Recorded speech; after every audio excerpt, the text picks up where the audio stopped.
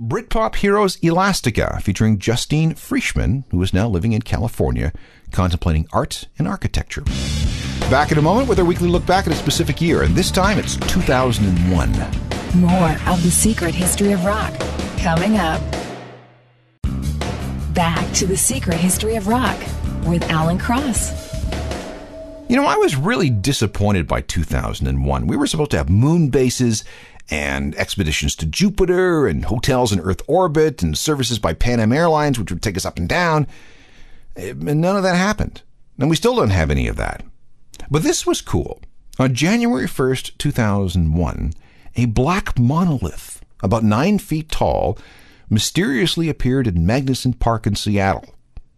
Unfortunately, it was the work of some anonymous artist and not some aliens. Damn. What else happened in 2001? Well, that was the year Wikipedia was launched. A billionaire named Dennis Tito became the first space tourist when he hitched a ride aboard a Russian spacecraft. Then came the events of September the 11th and the invasion of Afghanistan in October. And then in December, Enron declared bankruptcy after years of screwing around with their finances. As for music, Jason Newsted left Metallica, Mike Turner quit Our Lady Peace. Whitney Houston and Bobby Brown are banned for life from the Bel Air Hotel for destroying their room. Apparently, the hotel was closed down for 5 days for repairs. A world record was set for first week album sales. And no, it wasn't NSYNC or the Backstreet Boys.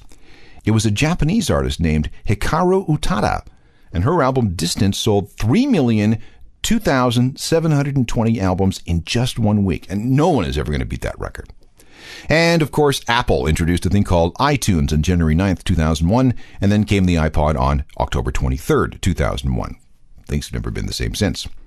Groups that came together in 2001 included Alexis on Fire, Fall Out Boy, My Chemical Romance, and Billy Corgan's post-Smashing Pumpkins project called Zwan. And the list of bands that broke up in 2001 included Elastica, we already talked about them, Sunny Day Real Estate, and Hovercraft, which was headed up by Eddie Vedder's now ex-wife. It was a very good year for Staind. 2 years earlier, they had come to the attention of Fred Durst of Limp Bizkit, who sort of took Staind under his wing, which eventually led to a spin on something called the Family Values Tour. Remember that? Things blew wide open in the summer of 2001 when Staind released their third album, Break the Cycle, and this was a massive hit.